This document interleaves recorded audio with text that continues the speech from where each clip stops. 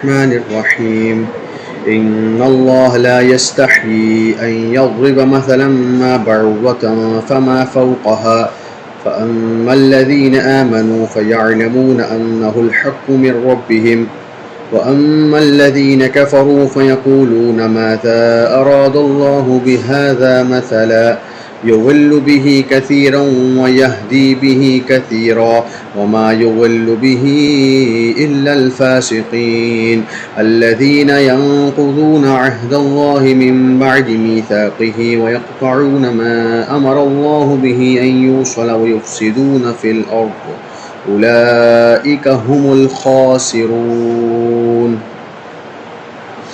صدق اللہ العظیم۔ یہ سورۃ البقرہ کی آیت نمبر 26 اور 27 آپ حضرات کے سامنے تلاوت کی گئی۔ اگر آپ شروع سے ہمارے ساتھ ہیں تو ابتدا میں یہ بتایا گیا تھا کہ قرآن نے یہ دعویٰ کیا اپنے متعلق کہ ذالک الکتاب لا ریب فیہ، کہ یہ قرآن ایسی کتاب ہے جو ہر شک و شبہ سے بالاتر ہے۔ اسی کے ساتھ آگے جا کر یہ بھی بتایا وَإِن كُنتُمْ فِي رَيْبٍ مِّمَّا نَزَّلْنَا، لیکن اگر تمہیں اپنی کم عقلی، اپنی کم فہمی، اپنی ناسمجھی کی بنا پر اس کتاب کے اندر کوئی شبہ پیش آ جائے تو اس کی ممانعت قرآن نہیں کرتا۔ قرآن اپنی ذات کے اعتبار سے ہر شک و شبہ سے بالاتر ہے، کوئی شک اس کے اندر موجود نہیں ہے۔ قرآن حق بات بیان کرتا ہے، لیکن انسان اپنی کم سمجھی کی بنا پر اگر قرآن کے اندر کوئی بات سمجھ نہ پائے تو ایسا ہو سکتا ہے، اور ان آیات میں اللہ تعالیٰ نے اسی بات کا ذکر کیا ہے۔ میں آپ حضرات کے سامنے پہلے ان دو آیات کا ترجمہ کر دیتا ہوں۔ ان اللہ لا یستحیی ان یضرب مثلا ما بعوضۃ فما فوقها، بے شک اللہ نہیں شرماتا اس بات سے کہ کوئی مثال بیان کر دے، چاہے مچھر کی ہو یا اس سے بھی اوپر کی کوئی چیز۔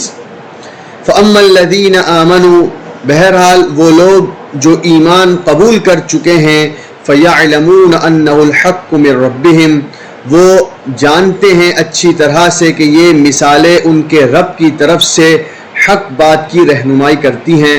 وَأَمَّا الَّذِينَ كَفَرُوا، لیکن وہ لوگ جنہوں نے کفر اختیار کر رکھا ہے، فَيَقُولُونَ مَاذَا أَرَادَ اللَّهُ بِهَذَا مَثَلًا، وہ کہتے پھرتے ہیں کہ اللہ ان مثالوں سے کیا ارادہ کرتا ہے، اللہ ایسی مثالیں کیوں پیش کرتا ہے۔ يُضِلُّ بِهِ كَثِيرًا وَيَهْدِي بِهِ كَثِيرًا، اللہ تعالیٰ فرماتے ہیں کہ اللہ ان جیسی مثالوں کو بیان کر کے بہت سوں کو گمراہ کر دیتا ہے اور بہت سوں کو ہدایت دے دیتا ہے۔ وما یضل بہ الا الفاسقین، لیکن یہ بھی سن لو کہ اللہ گمراہ نہیں کرتا ان مثالوں کے ذریعے مگر ان لوگوں کو جو فاسق گناہ گار ہیں۔ یہ فاسق لوگ کون ہیں؟ الذین ینقضون عہد اللہ من بعد میثاقہ، یہ وہ لوگ ہیں جو اللہ سے کیا ہوا عہد توڑ دیتے ہیں اس کو پختہ کرنے کے بعد۔ وَيَقْطَعُونَ مَا أَمَرَ اللَّهُ بِهِ أَن يُوصَلَ، اور اللہ تعالیٰ نے جن رشتوں کو، جن تعلقات کو جوڑنے کا حکم دیا ہے ان کو یہ توڑتے ہیں، قطع کرتے ہیں۔ وَيُفْسِدُونَ فِي الْأَرْضِ، اور زمین میں فساد مچاتے ہیں۔ اولئک هم الخاسرون، یہی حقیقتاً نقصان اٹھانے والے ہیں۔ تو یہ ان دو آیات کا ترجمہ ہو گیا۔ اب میں نے جیسے آپ کو بتایا کہ ان آیات کے اندر مشرکین، اہل کتاب وغیرہ کے ایک اعتراض کا ذکر کیا گیا ہے۔ اب قرآن کا اسلوب یہ ہے کہ قرآن بسا اوقات معترضین، یعنی وہ لوگ جو قرآن پر اعتراض کرتے ہیں، ان کے اعتراض کو جواب کر کے ان کے اعتراض کو نقل کر کے ان کا جواب دیتا ہے، اور کبھی ایسا بھی ہوتا ہے کہ قرآن ان کے اعتراض کو نقل کیے بغیر جواب دے دیتا ہے۔ یہاں پر اسی طرح کیا گیا ہے کہ ان کے اعتراض کو تو نقل نہیں کیا گیا، یہاں اللہ نے صرف جواب نقل کیا ہے۔ لیکن وہ اعتراض کیا تھا؟ وہ اعتراض یہ تھا کہ مشرکین اور اہل کتاب وغیرہ کہا کرتے تھے یہ خدا کا کلام نہیں ہے، کیونکہ اگر یہ خدا کا کلام ہوتا تو اس کے اندر ایسی حقیر اور گندی چیزوں کی مثال کیوں ذکر کی جاتی؟ قرآن نے کئی جگہوں پر اپنی بات کو واضح کرنے کے لیے، کفر اور شرک کی برائی کو بتانے کے لیے کبھی مچھر کی مثال دی ہے، کبھی مکھی کی مثال دی ہے کہ یہ بت تو ایسے ہیں کہ اپنے اوپر سے مکھی نہیں ہٹا سکتے۔ کہیں اللہ تعالیٰ نے مکڑی کی مثال دی ہے کہ جو بتوں پر اعتماد کرتا ہے، اللہ کو چھوڑ کر کسی اور پر اعتماد کرتا ہے، اس کا اعتماد کرنا ایسا ہی ہے جیسے مکڑی کا جالا، کہ وہ کتنا کمزور ہوتا ہے کہ اس پر اعتماد نہیں کیا جا سکتا۔ تو قرآن نے کئی جگہوں پر اپنی بات کو واضح کرنے کے لیے اس طرح کی مثالیں پیش کی ہیں۔ اب جن لوگوں نے اعتراض کیا، ان کا اعتراض یہ تھا کہ اگر یہ اللہ کا کلام ہوتا تو اس کتاب کے اندر اس طرح کی مثالیں پیش نہ کی جاتی، ایسی حقیر چیزوں کو بطور مثال کے پیش نہ کیا جاتا۔ تو اللہ تعالیٰ نے دو ٹوک انداز میں جواب دے دیا کہ اللہ ایسی مثالوں کو بیان کر کے ہرگز نہیں شرماتا۔ کیا مطلب ہے؟ جب مثال کسی بری چیز کی دینی ہو، کسی گندی چیز کی دینی ہو، کسی حقیر چیز کی دینی ہو، تو مثال میں پھر گندی اور حقیر چیزوں کو ہی ذکر کیا جاتا ہے۔ کیا مطلب ہے؟ اب کفر اور شرک کو سمجھانا تھا، کفر اور شرک کی برائی کو سمجھانا تھا، تو چونکہ یہ کفر اور شرک گندی حقیر چیزیں ہیں تو ان کو سمجھانے کے لیے بطور مثال جن کو پیش کیا گیا وہ بھی کمزور اور حقیر درجے کی چیزیں تھی۔ اور یہ کلام کی خوبی ہے کہ آپ اگر حقیر چیز کو سمجھا رہے ہیں تو مثال میں جس چیز کو پیش کریں گے وہ بھی کم درجے کی ہونی چاہیے۔ تو اللہ تعالیٰ نے بتا دیا کہ اللہ بالکل نہیں شرماتا اس طرح کی مثالوں کو بیان کر کے، کیونکہ جب مقصود اس سے واضح کیا جا رہا ہو اور جس چیز کو سمجھایا جا رہا ہو خود ایک گھٹیا درجے کی چیز ہے تو پھر مثال میں ایسی ہی چیز پیش کی جاتی ہے۔ دوسری بات یہ سمجھنے کی ہے کہ کسی چیز کا چھوٹا ہونا، کسی چیز کا بڑا ہونا، کسی چیز کا کمزور ہونا، کسی چیز کا طاقتور ہونا، کسی چیز کا عظیم ہونا، کسی چیز کا حقیر ہونا، یہ تو انسانوں کے اعتبار سے ہے۔ ہم کہتے ہیں فلاں چیز چھوٹی ہے، فلاں چیز بڑی ہے، فلاں چیز طاقتور ہے، فلاں چیز کمزور ہے۔ خدا کے سامنے تو تمام چیزیں برابر ہیں، کیا چھوٹی چیز، کیا بڑی چیز، کیا چونٹی اور کیا بڑے بڑے پہاڑ، خدا کی کبریائی اور عظمت کے سامنے یہ سب یکساں اور حقیر اور کم درجے کی چیزیں ہیں۔ تو یہ چھوٹی بڑی تو ہمارے اعتبار سے ہے، تو خدا پہاڑوں کی مثال پیش کرے یا مچھر مکھی کی مثال پیش کرے، خدا کے نزدیک یہ تمام چیزیں برابر ہیں۔ تو اللہ تعالیٰ نے پھر یہ کہا ما بعوضۃ فما فوقہا، کہ اللہ بالکل بھی نہیں شرماتا کہ اس طرح کی مثالوں کو پیش کر دے، چاہے وہ مثال مچھر کی ہو فما فوقہا، یا مچھر سے بھی کوئی بڑی چیز ہو حقارت میں، یعنی مچھر سے بھی کوئی گھٹیا چیز اگر ہو تو اللہ اس کی مثال کو پیش کرنے سے بھی، اس کو بھی بطور مثال استعمال کرنے میں ہرگز نہیں شرماتا، کیونکہ مقصود بات کو واضح کرنا ہے۔ اس کے بعد اللہ تعالیٰ فرماتے ہیں کہ کون لوگ ہیں جن کو ہماری بیان کردہ مثالوں سے نفع پہنچتا ہے، اور وہ کون لوگ ہیں جن کو ہماری مثالوں سے ناگواری پہنچتی ہے۔ تو باری تعالیٰ کہتے ہیں فَأَمَّا الَّذِينَ آمَنُوا، بہرحال وہ لوگ جو ایمان لے آئے، جنہوں نے ایمان کو قبول کیا ہے، فَيَعْلَمُونَ أَنَّهُ الْحَقُّ مِنْ رَبِّهِمْ، ان کے سامنے جب خدا کی بیان کردہ یہ مثالیں آتی ہیں تو وہ کہتے ہیں کہ یہ بالکل حق بات ہے ہمارے رب کی طرف سے، یقیناً ہمارے رب نے حق بات کی ہے۔ اور لیکن وہ اما الذین کفروا، لیکن وہ لوگ جنہوں نے کفر اختیار کر رکھا ہے، خدا کے منکر ہیں، فیقولون ماذا اراد اللہ بہذا مثلا، وہ کہتے ہیں کہ اللہ اس سے کیا ارادہ کر رہے ہیں، اللہ مثال میں اس طرح کی چیزوں کو کیوں پیش کر رہے ہیں، کیونکہ ان کا مقصد تو صرف قرآن پر اعتراض کرنا ہے، تو بات سمجھ بھی آ رہی ہو تو انہیں نکتہ چینی ہی کرنی ہے، تو وہ تو یہی کہتے پھرتے ہیں کہ خدا اس طرح کی مثالوں سے کیا ارادہ رکھتا ہے۔ اس کے بعد اللہ تعالیٰ فرماتے ہیں یضل بہ کثیرا ویہدی بہ کثیرا، کہ اللہ تعالیٰ ان مثالوں کے ذریعے بہت سو کو گمراہ کر دیتے ہیں اور بہت سو کو ہدایت دے دیتے ہیں۔ اب یہاں ایک بہت اہم بات سمجھنی چاہیے کہ یہاں کہا گیا ہے کہ اللہ ان مثالوں کے ذریعے گمراہ کر دیتے ہیں، تو ایک طالب علم کو یہ سوال پیش آ جاتا ہے کہ اللہ تعالیٰ ان مثالوں کو پیش کر کے گمراہ کر رہے ہیں، اس کا کیا مطلب ہے کہ اللہ اپنے بندوں کو گمراہ کر رہے ہیں؟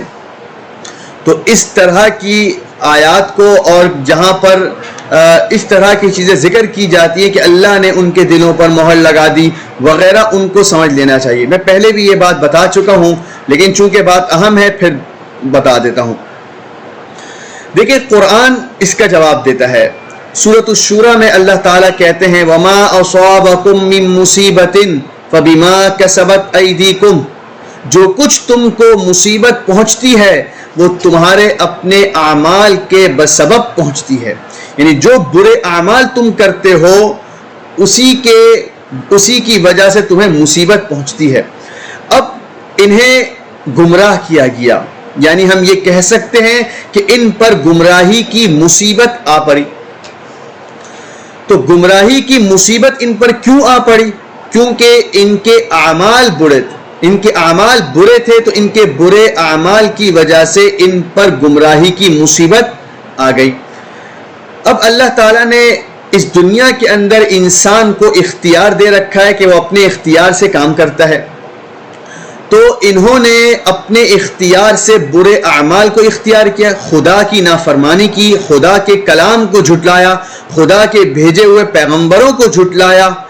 ان کے برے اعمال کے بسبب یہ گمراہی کے قریب پہنچ گئے۔ خدا نے نتیجہ سنا دیا یضل بہ کثیرا، خدا ان مثالوں کے ذریعے گمراہ کر دیتا ہے۔ تو گمراہی کو اختیار ان لوگوں نے کیا اپنے ارادے سے، خدا نے تو صرف نتیجہ سنایا کہ یہ لوگ اب گمراہ ہو چکے ہیں، ان پر گمراہی کا لیبل لگ چکا ہے۔ اس کو آپ مثال سے یوں سمجھ سکتے ہیں کہ ایک اسٹوڈنٹ ہے، ایک ٹیچر ہے۔ ٹیچر اپنے اسٹوڈنٹ کو کتاب پڑھاتا ہے، کتاب سمجھاتا ہے اور کہتا ہے کہ اس کتاب سے امتحان لیا جائے گا، ایگزام ہوگا۔ اب ایگزام ہوتا ہے، ٹیچر پیپر بناتا ہے اور اسٹوڈنٹ کے حوالے کر دیتا ہے۔ اب اسٹوڈنٹ اپنے اختیار سے پیپر کو حل کرتا ہے، تو اگر وہ پیپر کو صحیح حل نہیں کرتا اور ٹیچر اس کے پیپر کو دیکھنے کے بعد اس کے اوپر فیل لکھ دیتا ہے، تو آپ بتائیں کس کا قصور ہے؟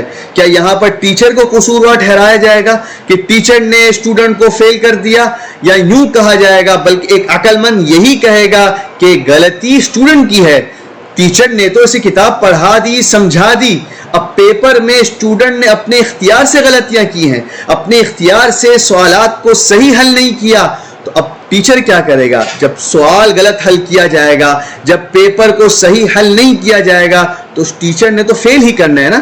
تو یہاں پر ہم ٹیچر کو قصوروار نہیں ٹھہرا سکتے، بلکہ پوری کی پوری غلطی اس اسٹوڈنٹ کی ہے جس نے پیپر کو صحیح حل نہیں کیا۔ اسی طرح آپ یہاں سمجھیں، خدا نے اپنی کتاب اتار دی، اپنے انبیاء کو بھیج دیا کہ لوگوں کی رہنمائی کرو، انہیں صحیح راستہ بتاؤ۔ اب لوگوں نے انبیاء علیہ السلام کی بات کو، خدا کے کلام کو ٹھکرایا، اپنے اختیار اور ارادے سے برے اعمال کیے، خدا کی نافرمانی کی۔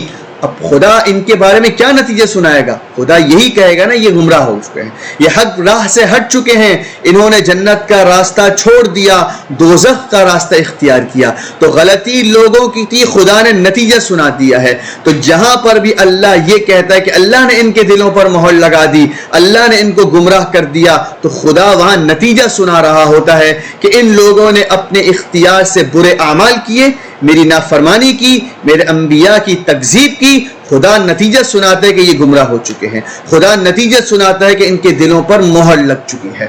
اس بات کو آپ بہت اچھی طرح سمجھ لیجئے۔ عام طور پر لوگوں کے دلوں میں یہ شبہ پیش آتا ہے، میں نے اس کا جواب دینے کی کوشش کی ہے۔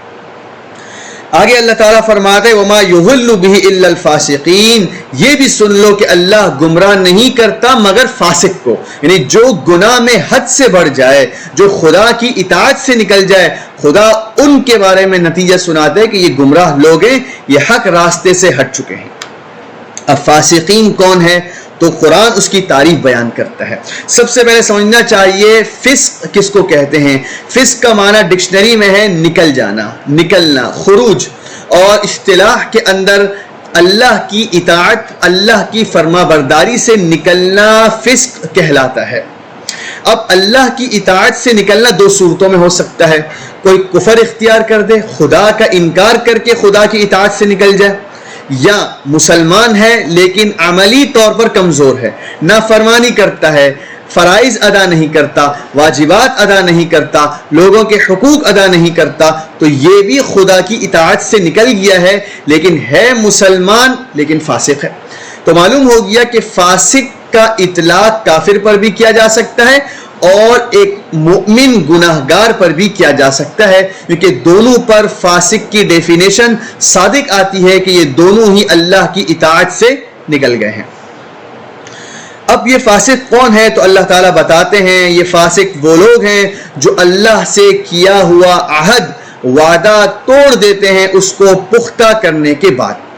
یہاں پر لفظ عہد کہتے ہیں اگر دو لوگوں کے درمیان کوئی معاملہ ہو جائے تو اس کو کہتے ہیں عہد، ان دونوں کے درمیان معاملہ ہو گیا، کوئی عہد ہو چکا، اور اس عہد کے بعد اگر قسم بھی کھا لی جائے کہ میں یقیناً اس وعدے کو پورا کروں گا، تو اب اس کو میثاق کہتے ہیں۔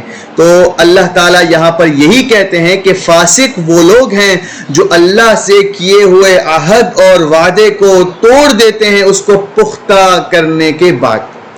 اب یہاں پر کون سا عہد مراد ہے جو اللہ اور بندوں کے درمیان ہوا ہے؟ تو یہ عہد الست اور عہد میثاق مراد ہے، جس کا ذکر اللہ تعالیٰ سورۃ الاعراف آیت نمبر 172 میں تفصیل کے ساتھ کرتے ہیں کہ اللہ تعالیٰ نے اس دنیا میں اپنی مخلوقات کو بھیجنے سے پہلے انہیں عالم ارواح میں جمع کیا اور ان سب سے عہد اور اقرار لیا اور کہا الست بربکم، کیا میں تمہارا رب نہیں ہوں؟ تو سب نے کہا، جتنے لوگ قیامت تک اس دنیا میں آنے والے تھے سب کی ارواح نے اقرار کیا بلا، کیوں نہیں، آپ ضرور ہمارے رب ہیں۔ تو اللہ سے عہد بھی کیا اور اس عہد کو پختہ کیا بلا کے لفظ سے، کہ بلا سے ایک تاکید کلام میں پیدا ہو گئی کہ یقیناً آپ ہمارے رب ہیں، یقیناً ہم آپ کی توحید کا، آپ کی الوہیت کا اقرار کرتے ہیں۔ تو اللہ تعالیٰ فرماتے ہیں کہ جو اس دنیا میں آنے کے بعد اللہ سے کیے ہوئے اس عہد اور وعدے کو توڑ دیتا ہے جو اس نے عالم ارواح میں کیا تھا، ایسا آدمی فاسق ہے۔ یہی بتاتے ہیں کہ جو اللہ سے کیے ہوئے عہد کو توڑ دیتے ہیں ایسے لوگ فاسق ہیں۔ دوسرے نمبر پر فاسق کون ہے؟ وَيَقْطَعُونَ مَا أَمَرَ اللَّهُ بِهِ أَن يُوصَلَ، جن رشتوں کو، جن تعلقات کو اللہ نے نبھانے کا، جوڑنے کا حکم دیا ہے، وہ لوگ ان تعلقات کو توڑ دیتے ہیں، ان تعلقات کو قطع کر دیتے ہیں۔ اس کے اندر دنیا بھر کے تعلقات آ جاتے ہیں، خدا اور بندے کا تعلق بھی آ جاتا ہے، انسان اور انسان کا تعلق بھی آ جاتا ہے۔ اب انسان اور انسان کے تعلق میں پھر بہت سی چیزیں آ جائیں گی، ایک انسان کا اپنے والدین کے ساتھ تعلق، ایک انسان کا اپنی بیوی کے ساتھ تعلق، ایک انسان کا اپنے رشتہ داروں کے ساتھ تعلق، معاشرے کے ساتھ تعلق، دیگر لوگوں کے ساتھ تعلق، سب اس کے اندر آ جاتے ہیں۔ تو یہاں پر حکم گویا دیا جا رہا ہے کہ جن تعلقات کو جوڑنے کا اللہ نے حکم دیا ہے ان کو توڑنا نہیں ہے۔ یہاں پر صرف قطع تعلق ہی مراد نہیں ہے کہ تعلقات کو توڑنا اسی وقت ہوگا جب کوئی بالکلیہ کسی سے قطع تعلق ہی کر لے، بلکہ یہ بات بھی اس میں داخل ہے کہ تعلقات کو نبھانے کی جو جائز صورتیں ہیں ان جائز صورتوں کو چھوڑ دے تو اس صورت میں بھی یقطعون ما امر اللہ میں آ جائے گا۔ تو معلوم ہو گیا کہ جن تعلقات کو جوڑنے کا اللہ نے حکم دیا ہے، جو ان تعلقات کو، جو ان رشتہ داریوں کو توڑے گا، قطع تعلقی کرے گا، ایسا آدمی بھی فاسق کہلائے گا۔ وَيُفْسِدُونَ فِي الْأَرْضِ، اب اگر آپ وَيَقْطَعُونَ کو سمجھے تو اس کے اندر حقوق اللہ بھی آ گئے، حقوق العباد بھی آ گئے، یعنی اللہ کے کیا حقوق بندے پر لازم ہوتے ہیں اور بندوں کے کیا حقوق دوسرے بندوں پر لازم ہوتے ہیں، دونوں اس کے اندر آ گئے۔ اب آگے کی بات کو سمجھے، اللہ کہتا ہے وَيُفْسِدُونَ فِي الْأَرْضِ، اور جو زمین میں فساد مچاتے ہیں ایسے لوگ فاسق ہیں۔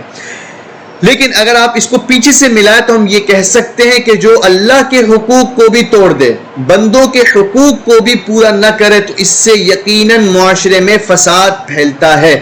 جو اللہ سے کیے ہوئے وعدے کو توڑ دے، اللہ کے حقوق ادا نہ کرے، بندوں کے حقوق ادا نہ کرے، تو ایسا آدمی زمین میں فساد برپا کرنے والا ہے، فساد مچانے والا ہے۔ اور تینوں ہی قسم کے لوگوں کے متعلق باری تعالیٰ اعلان کرتے ہیں اولئک هم الخاسرون، یہی لوگ ہیں جو نقصان اٹھانے والے ہیں، یہی لوگ ہیں جو دنیا میں بھی نقصان اٹھاتے ہیں اور آخرت میں بھی نقصان اٹھائیں گے۔ تو یہ ان دو آیات کے متعلق کچھ مختصر سی تفسیر تھی جو آپ حضرات کی خدمت میں پیش کی گئی۔ میں اسی پر اکتفا کرتا ہوں۔ وما علینا الا البلاغ المبین۔